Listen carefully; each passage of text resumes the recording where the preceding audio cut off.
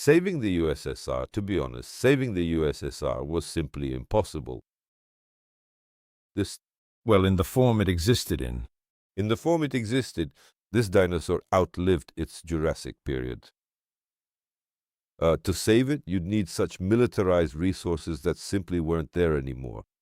In other words, you would have had to essentially create North Korea from scratch at that very specific moment in time. And that was impossible because, after all, Russians are culturally very different from Koreans as well as from the Chinese.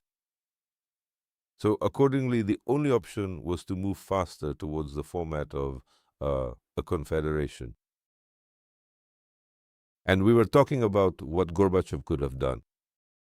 I mentioned the party then.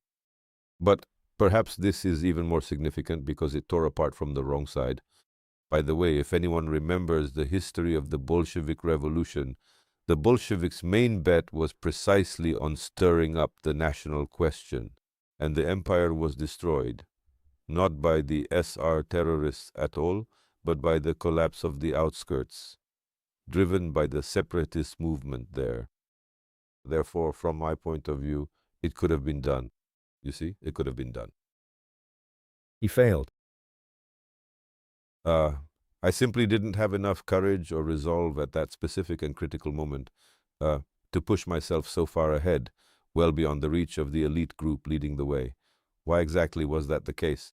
Because then his inner circle was so unprepared for this that back then, to suppress it, one had to become some kind of Ataturk, which means a butcher.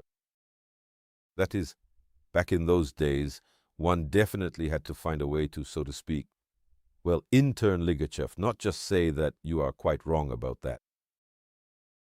Well, one would have had to intern a third of the country. A third of the country, yes, yes.